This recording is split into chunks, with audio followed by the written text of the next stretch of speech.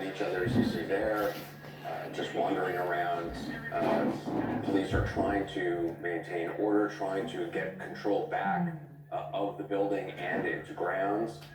David Axelrod, we heard from from President-elect Biden, saying President Trump, stand up, speak out. The president did release a video that was frankly shameful. Not exactly what Biden had in mind, I think. I mean, how do you see this day? Well, you know, first of all, let me say about Biden's remarks. It underscores what we've seen since the election, because basically Donald Trump has resigned the presidency as of his election. He's just been working on this project of persuading people that the election was stolen from him as we've dealt with a pandemic, a cyber attack from Russia, and many other problems. Been running a grift while people are dying. And in each instance, Biden has stood up and played the role that people expect a president to play, and he did it again today and said the things that you would expect a president of the United States to say. As for the president's video, Dana was exactly right. I mean, there was a perfunctory message, which is go home, let's not play into their hands. But yes, he called these Creationist folks very special. And he repeated the idea that the election was stolen from us, stolen from you, stolen from our country. That is the jet fuel that is propelling this insurrection at the Capitol, this lie. And he just used the video to repeat it again. Can I say, we're watching these images of people, of some of them leaving the Capitol grounds, wandering back, high-fiving each other, smiling, quite pleased with themselves for what they have done today. And it's truly just outrageous and pathetic. Each of these people should be shamed for what they have done today. We should look at their faces, and if I was standing on that street, look at them. They're high-fiving each other for this deplorable display of completely unpatriotic, completely against law and order, completely unconstitutional behavior.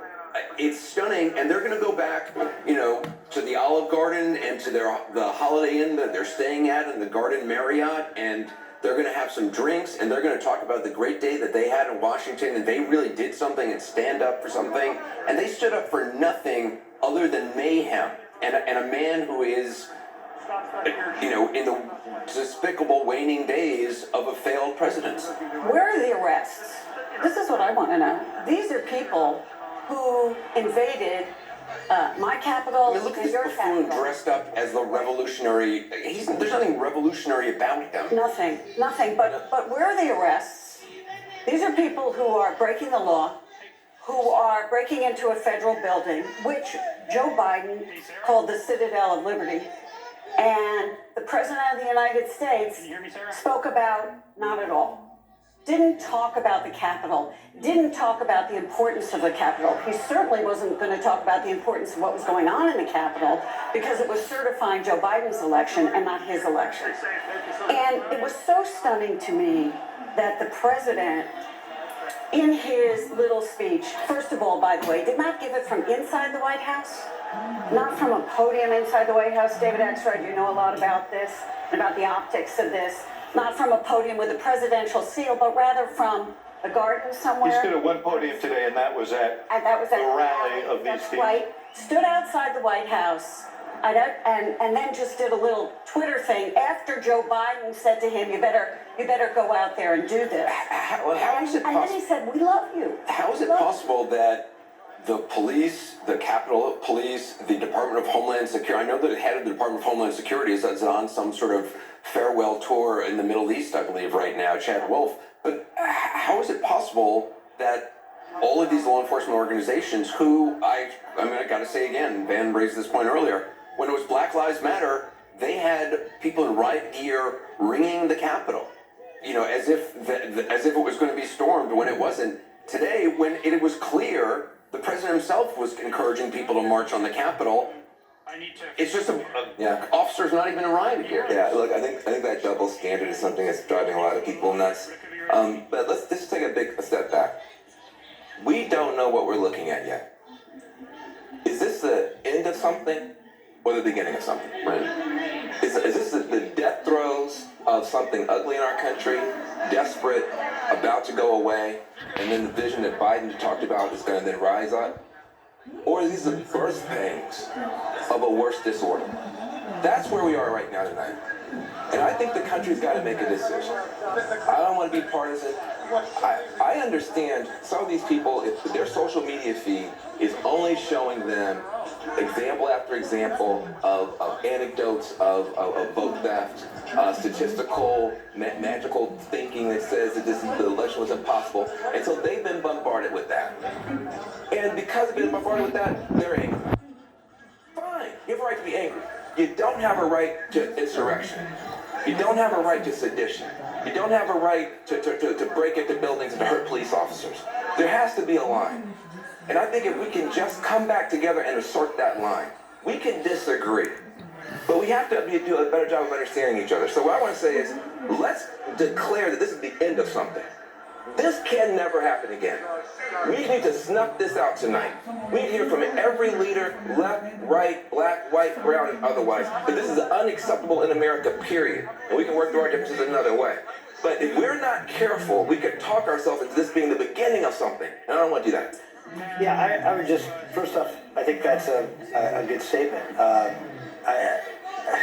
I can't imagine, I know you disagree with me on this, but I can't imagine that this is what the president wanted, that he wanted his people to break into the Capitol and storm the United States Senate and break windows. Of course he did. Of course he did. He wanted to delay this day as long as possible. That was his whole, I'm sorry to interrupt, but that was his whole strategy. Yeah. In fact, his whole legal strategy was just have the vice president object to this, have it go to the courts. Not that it would mean anything, but it would just delay it. And this is another delay. I understand that he wanted the people to go to the Capitol. I disagree. I don't think. And if he did, then he's more foolish than I think he is.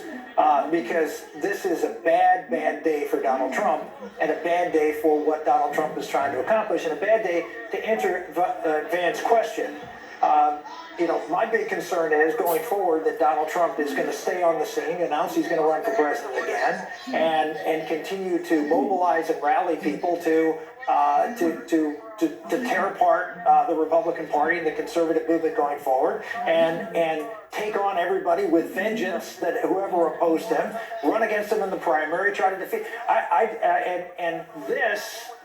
I think set back that movement in a very, very big way, because I don't know of anybody that I've been hearing from a lot of people, and they, as I said, they understand, as Van said, we understand people's anger because they've been fed a lot of information about how crooked the election is, but they don't understand this, and they don't understand, breaking windows and taking over the House and Senate chambers and having a potential, I don't know who was armed and who wasn't, but the bottom line is, this is wrong on everybody's count and not something that we are going to Let me ask you, the Republicans just lost the Senate. And, you had Donald Trump Jr. earlier this morning saying, this is Donald Trump's Republican Party, which we have said over and over and over again, which clearly it is now. Why would any Republican continue to follow this man as he goes off to Mar-a-Lago? And with his $250 million, I know they want some of that money. I know they're afraid of a bad tweet.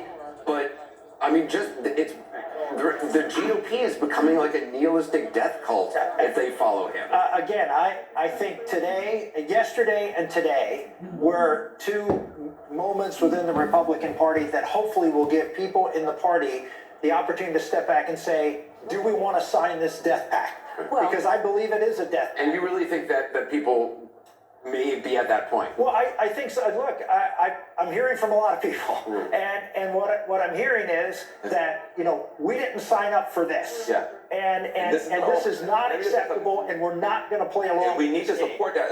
I know, Gloria, you're trying again. I just want to say, let's try to create a glide path for people who want to break away from this.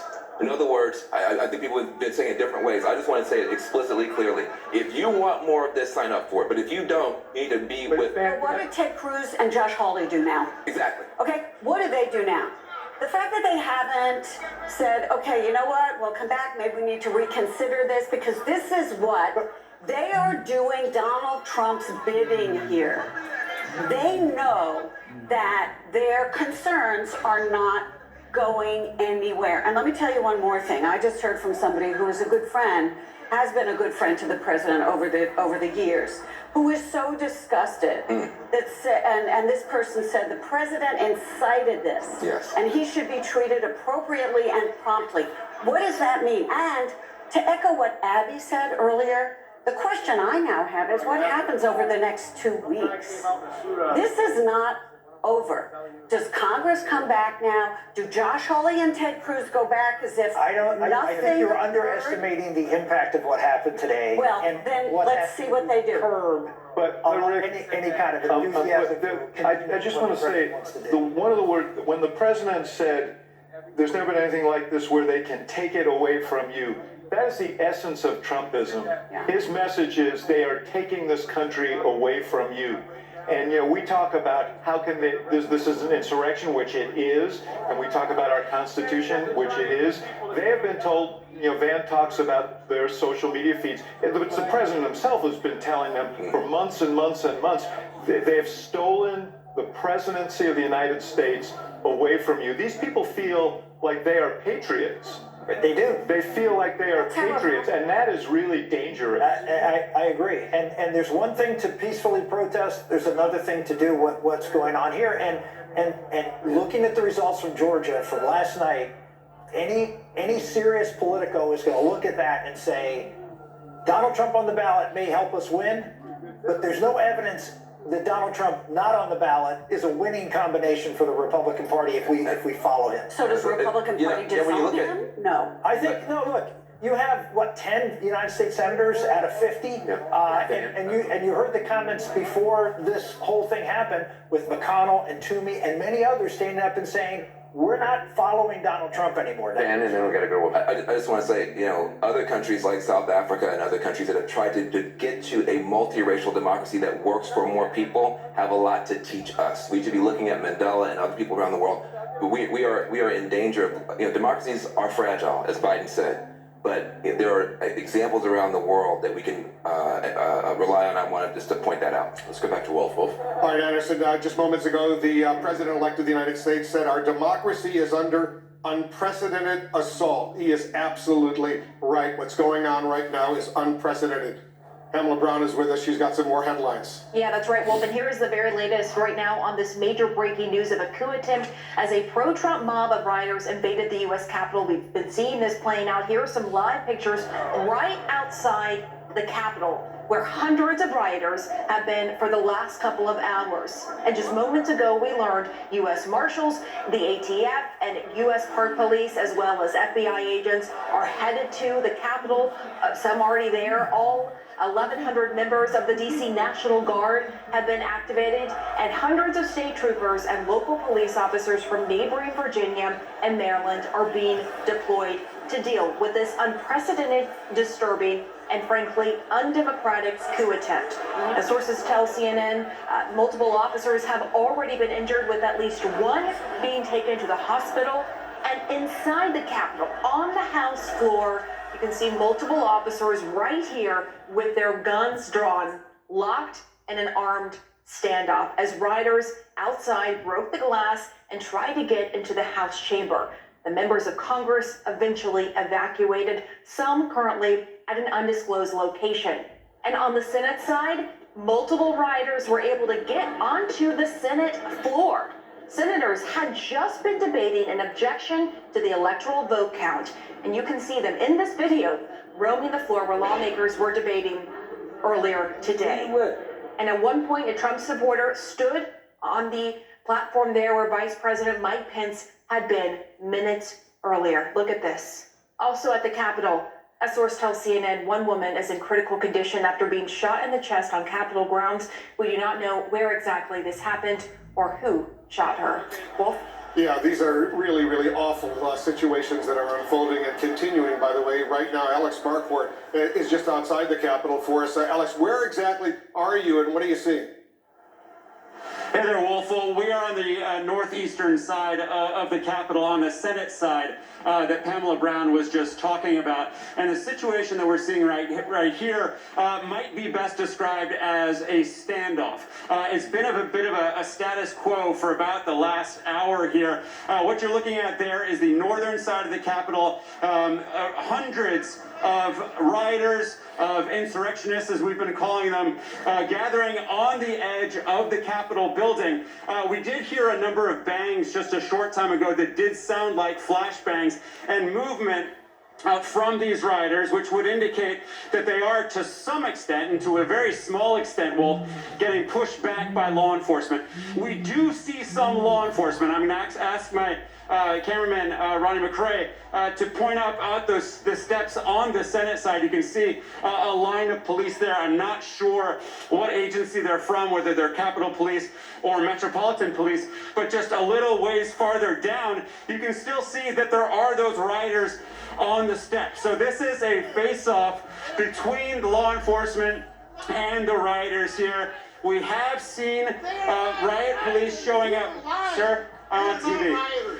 We have seen law enforcement show up over the course of the past 2 hours, but so far there has been no serious response by law enforcement just yet. Wolf, as you know, a curfew will go into effect in around an hour's time.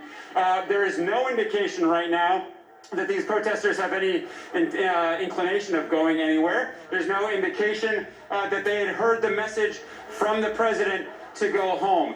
And I just want to highlight one thing that our colleague Anderson Cooper said.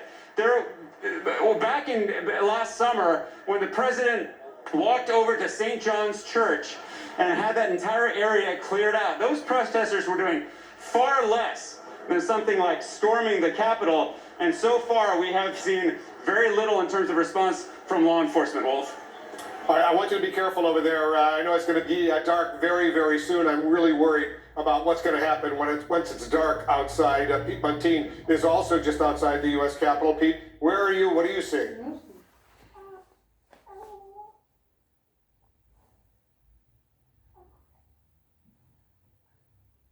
Apparently between this mob of Trump supporters and police are way outnumbered by this mob here. You can see on the Capitol steps here, this is the Senate side, Capitol Police standing there. In fact, just a few moments ago, we saw two from this group of these rioters, walk up to the police, actually even walk beyond them for a moment. We also heard 3 loud bangs over on this side of the Capitol, what we think are now flashbangs, possibly tear gas. We heard a bit about that from Alex Marquardt.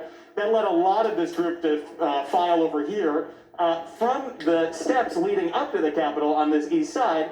Just to put this in a bit of context, you would never, ever see this many people, this many civilians up on the Capitol right now. We're just on the top side of the Capitol Visitor Center, which would be very, very locked down during normal times. One interesting thing that I have to note here, we're just now hearing a Metropolitan Police helicopter here, and we have seen some police officers, I assume police officers, on the roof, potentially snipers. They have been moving into place, vacillating here between peaceful and very quiet, but also a loud mob behind us as well. Wolf? Yeah, the D.C. Curfew ordered by the mayor goes into effect a little bit more than 2 hours from 6 p.m. Until 6 a.m. Ryan Todd, you're also up there in the middle of all of this. Tell us what you're seeing. Right, well, we're at the center steps of the Capitol on the east side, and we're going to kind of take you in a little bit tighter. You still see some protesters here really not concerned about the police. There's a protester on top of a government vehicle there. They've been standing on these government vehicles over here. This staircase, this center steps was packed a short time ago, and the police were standing just kind of to the side watching them. The area where we saw, Alex and Pete reporting from a little bit earlier is over there. We did see some smoke from some smoke grenades being deployed over there. And then that crowd over there kind of pushed back. And as they reported, you see that line of Capitol Hill police officers there on the steps kind of containing that area. But listen, the protesters had overtaken those steps as well earlier. 3 sets of steps here on the east side of the Capitol had all been overtaken by protesters. Now, 2 of the 3 are pretty much clear. This one is still not. And as you can see, let's take another shot of these protesters here on top of this government vehicle. The police have not moved in force just yet, and it really, as everybody's been talking about all day, this just kind of reveals the stunning vulnerability that the Capitol has been left under today. And it's been evidence here on the east side, on the west side, where the confrontations with police were very tense, and we saw protesters climb these risers that were built specifically for the inauguration and start waving Trump flags on top of the risers. So they were allowed to, get almost anywhere they wanted on the Capitol grounds today. And as of now, we hear reports that the police are coming. We hear reports that the National Guard is coming in great numbers. You're not seeing it here, Wolf. This is, if they're coming, they're taking their time, and these protesters are seemingly, they're not inclined to leave, and they don't seem to be very worried at all right now. It does look, though, Brian, like the crowd is thinning out a little bit right now as it's beginning to get dark.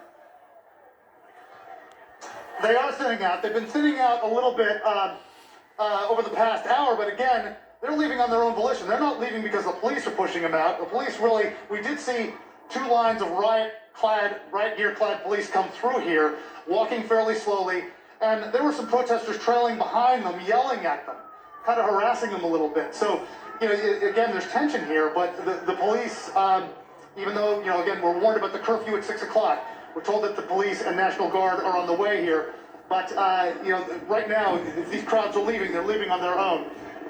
And we can show you another shot of over here. There was some movement here of some protesters, again, where the smoke grenades went off, and, the rioters had been pushed back there after some smoke grenades went off a short time ago. So, again, these people, are still here.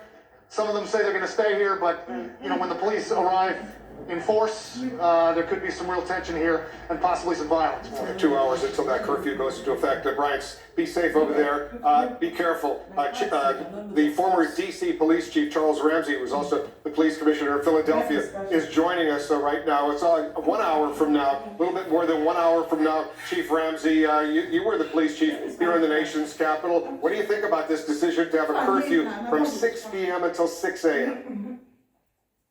Well, it's a good move. These folks aren't going to pay any attention to it, though. But, the mayor's got to do what she's got to do. The bottom line is they've got to start clearing this, the Capitol grounds. I don't know what they're waiting on. I know they've activated and brought in National Guard, supposedly from a couple different states, Maryland and Virginia, as well as the district. Maybe they're assembling somewhere and trying to get their battle plan together in terms of how they're going to handle it. I can look at the flags and tell that the wind's blowing pretty good, so you probably want to move in with the wind to your back in case you have to use chemical munitions or pepper spray or what have you. But they got to get them off the grounds. They've got to reestablish a perimeter. They've got to get them out of the building, and they need to get started as soon as they possibly can. Because the mayor, in her statement that was released, Chief Ramsey, said as far as this curfew is concerned, during the hours of the curfew, no person other than persons designated by the mayor shall walk, bike, run, loiter, stand, or motor by car or other mode of transport upon any street, alley, park, or other public place within the district. When you were the police chief, did you ever have a curfew like that? I don't recall. During the IMF World Bank, back in the early 2000s, there may have been a curfew. I just don't recall offhand. But nothing, we didn't have anything like this. The Capitol Police got overwhelmed. There'll be a lot of people looking at what happened there. There's about 2,000 Capitol Police. I don't know why they didn't have enough people available to at least prevent this from happening in the first place. Of course, you can always hit a tipping point where you just get overwhelmed, but they got overwhelmed awful quick, and there's no way they should have gotten in that building, in my opinion. But we'll look at that later. That's kind of like the hot wash after the event. Right now, they got to retake the Capitol. And they got to start. They're going to have to do it. I assume, Chief Ramsey, I assume they got to start arresting some of these people who broke windows and trespassed and just entered into a secure area. Anybody inside that building, as far as I'm concerned, ought to be face down in handcuffs right now. Yeah. That's what they ought to be doing. I don't know what they're doing in there, but they need to be locking them up without question. But first, they got to gain control, and right now they don't have control. But Yeah. As you and I They're gonna know, have to take there's a action. lot of closed circuit cameras inside that U.S. Capitol, so they're going to have a lot of evidence if they want to start doing all of that. What also worries me, Chief Ramsey, is that there's 14 days until the inauguration. And I suspect the local police, the area police, Maryland, Virginia, military personnel, National Guard troops, they're going to be on alert right now, getting ready for the January 20th inauguration, because the president has basically suggested he wants these individuals, rioters, to come back. Well, there's chatter on the internet now about Occupy DC.